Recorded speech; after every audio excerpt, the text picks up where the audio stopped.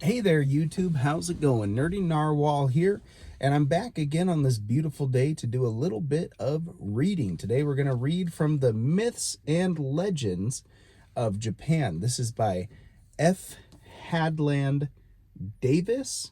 It's an awesome little paperback book full of tons of Japanese myths and legends. And these are fun because they are so entirely unlike anything else that you get from Western mythologies. It's completely unique from Norse and Greco-Roman mythology. Their gods are different, their value systems are different, and how they informed their legends from these archaic and unique value systems are really, really fun to dive into. And we're going to start with the very first one from chapter 1, the period of the gods. And this is going to cover, I believe, Amaterasu. And that's also one of the main characters in a really fun Nintendo game that came out way back when I was a kid. It's basically a fox god sort of thing. You run around with a paintbrush. It's probably on Switch. Go check it out. Anyways, we are going to hop right in. Chapter 1, the period of the gods. In the beginning, we are told that in the very beginning, heaven and earth were not yet separated, and the yin and yo not yet divided. This reminds us of other cosmogony stories. The yin and yo, corresponding to the Chinese yang and yin, were the male and female principles. It was more convenient for the old Japanese writers to imagine the coming into being of creation in terms not very remote from their own manner of birth. In Polynesian mythology, we find pretty much the same conception, where Rongi and Papa represented heaven and earth. The further and further parallels may be found in Egyptian and other cosmogony stories. In nearly all, we find the male and female principles taking a prominent and, after all, very rational place. We are told in the Nihongi that these male and female principles formed a chaotic mass, like an egg, which was of obscurely defined limits and contained germs. Eventually, this egg was quickened into life, and the purer and clearer part was drawn out and formed heaven, while the heavier element settled down and became earth, which was compared to the floating of a fish sporting on the surface of the water. A mysterious form resembling a reed shoot suddenly appeared between heaven and earth, and as suddenly became transformed into a god called Kuni Toko Tachi, land eternal stand of August thing.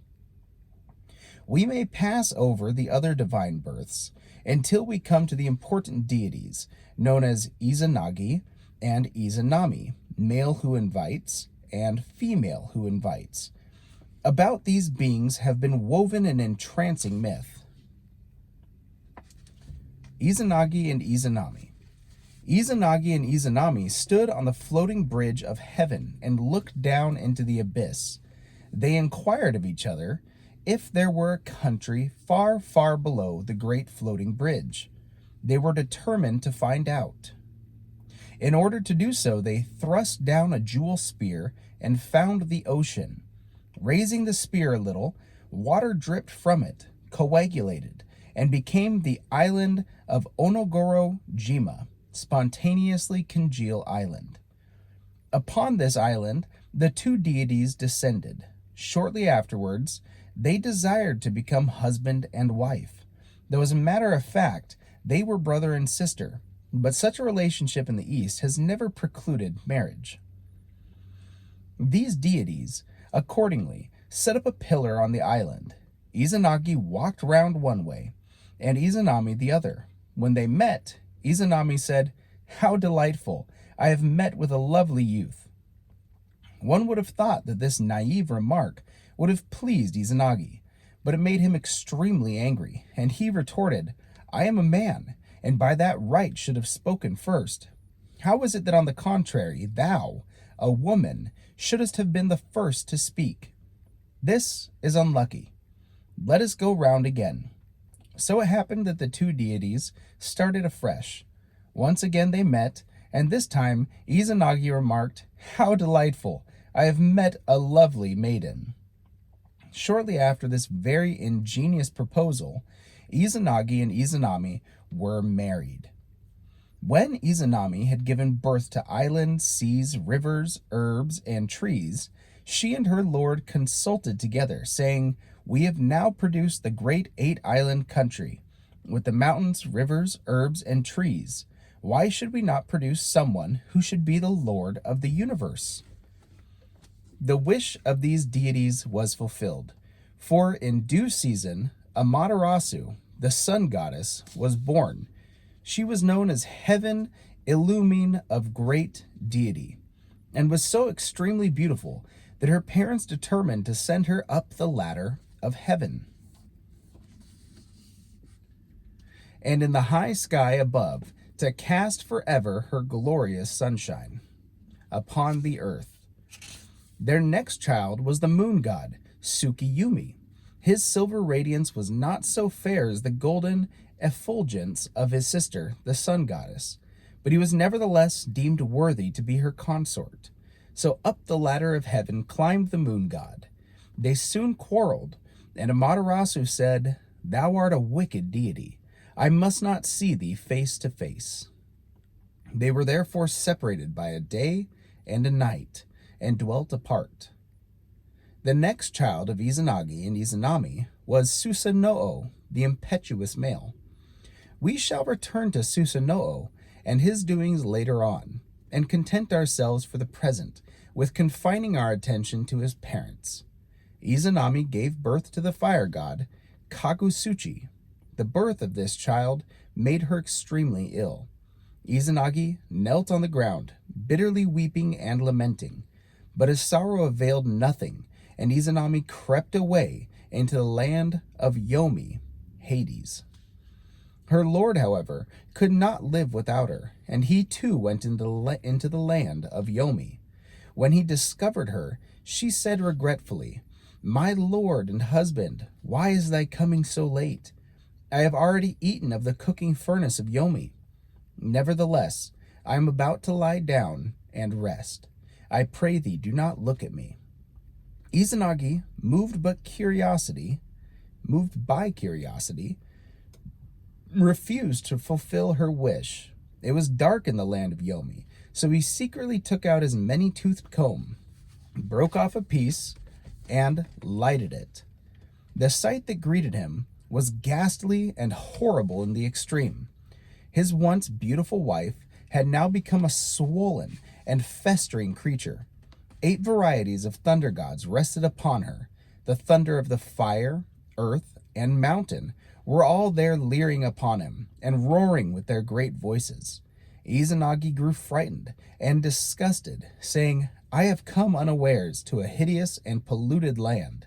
His wife retorted, "Why didst thou not observe that which I charged thee? Now am I put to shame?" Izanami was so angry with her lord for ignoring her wish and breaking in upon her privacy that she sent the 8 ugly females of Yomi to pursue him. Izanagi drew his sword and fled down the dark regions of the underworld. As he ran, he took off his headdress and flung it to the ground. It immediately became a bunch of grapes. When the ugly females saw it, they bent down and ate the luscious fruit. Izanami saw them pause and deemed it wise to pursue her lord herself. By this time, Izanagi had reached even the pass of Yomi, where he placed a huge rock and eventually came face to face with Izanami. One would scarcely have thought that amid such exciting adventures, Izanagi would have solemnly declared a divorce. But this is just what he did do. To this proposal, his wife replied, "My dear lord and husband, if thou sayest so, I will strangle to death the people in one day." This plaintive and threatening speech in no way influenced Izanagi, who readily replied that he would cause to be born in one day no less than 1,500. The above remark must have proved conclusive, for when we next hear of Izanagi, he had escaped from the land of Yomi, from an angry wife, and from the 8 ugly females. After his escape, he was engaged in copious ablutions, by way of purification from which numerous deities were born. We read in the Nihongi, after this, Izanagi, his divine task having been accomplished and his spirit career about to suffer a change, built himself an abode of gloom in the island of Haji, where he dwelt forever in silence and concealment. On to Amaterasu and Susanoo. Susanoo, or the impetuous male, was the brother of Amaterasu, the sun goddess. Now Susanoo was a very undesirable deity indeed, and he figured in the realm of the Japanese gods as a decidedly disturbing element. His character has been clearly drawn in the Nihongi, more clearly perhaps than that of any other deity mentioned in these ancient records. Susanoo had a very bad temper, which often resulted in many cruel and ungenerous acts. Moreover, in spite of his long beard, he had a habit of continually weeping and wailing. Where a child in a tantrum would crush a toy to pieces, the impetuous male, when in a towering rage, and without a moment's warning, would wither the once fair greenery of the mountains, and, in addition, bring many people to an untimely end. His parents, Izanagi and Izanami, were much troubled by his doings, and, after consulting together, they decided to banish their unruly son to the land of Yomi. Susa, however, had a word to say in the matter. He made the following petition, saying, "I will now obey thy instructions, and proceed to the Netherland, Yomi. Therefore, I wish for a short time to go to the plain of high heaven, and meet with my elder sister, Amaterasu. After which I will go away forever." This apparently harmless request was granted, and Susanoo ascended to heaven. His departure occasioned a great commotion of the sea, and the hills and the mountains groaned aloud. Now Amaterasu heard these noises, and perceiving that they denoted the near approach of their wicked brother Susanoo, she said to herself, "Is my younger brother coming with good intentions? I think it must be his purpose to rob me of my kingdom. By the charge which our parents gave to the children, each of us has his own allotted limits. Why, therefore, does he reject the kingdom to which he should proceed, and make bold to come spying here?" Amaterasu then prepared for warfare. She tied her hair into knots and hung jewels upon it, and round her wrists an august string of 500 Yasaka jewels. She presented a very formidable appearance, when in addition she slung over her back 1,000 arrow quiver and a 500 arrow quiver, and protected her arms with pads to deaden the recoil of the bowstring. Having arrayed herself for deadly combat, she brandished her bow, grasped her sword hilt, and stamped on the ground till she had made a hole sufficiently large to serve as a fortification. All this elaborate and ingenious preparation was in vain. The impetuous male adopted the manner of a penitent. "From the beginning," he said, "my heart has not been black, but as, in obedience to the stern behest of our parents, I am about to depart forever to the Netherland. How could I bear to depart without having seen face to face thee, my elder sister?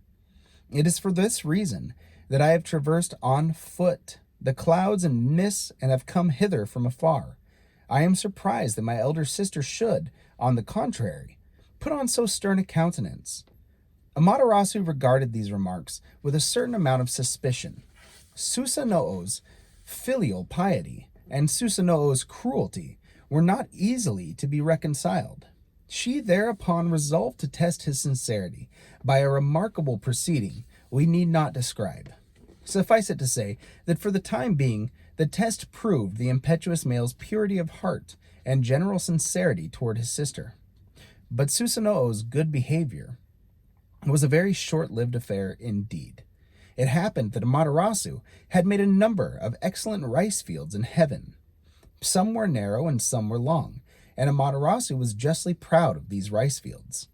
No sooner had she sown the seed in the spring than Susanoo broke down the divisions between the plots, and in the autumn let loose a number of piebald colts.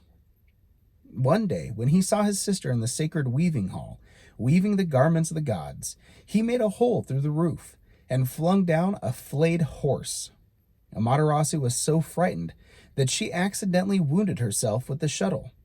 Extremely angry, she determined to leave her abode. So gathering her shiny robes about her, she crept down the blue sky, entered a cave, fastened it securely, and there dwelt in seclusion. Now the world was in darkness, and the alteration of night and day was unknown. When this dreadful catastrophe had taken place, the 80 myriads of gods assembled together on the bank of the river of heaven and discussed how they might best persuade Amaterasu to grace heaven once more with her shining glory. No less a god than Thought Combining, after much profound reasoning, gathered together a number of singing birds from the eternal land. After sundry divinations with a deer's leg bone, over a fire of cherry bark, the gods made a number of tools, bellows, and forges. Stars were welded together to form a mirror, and jewelry and musical instruments were eventually fashioned. When all these things had been duly accomplished, the 80 myriads of gods came down to the rock cavern, where the sun goddess lay concealed, and gave an elaborate entertainment. On the upper branches of the true sakaki tree, they hung the precious jewels, and on the middle branches the mirror. From every side there was a great singing of birds, which was only the prelude to what followed. Now Uzume, heavenly alarming female, took in her hand a spear wreathed with eulalia grass, and made a headdress of the true sakaki tree.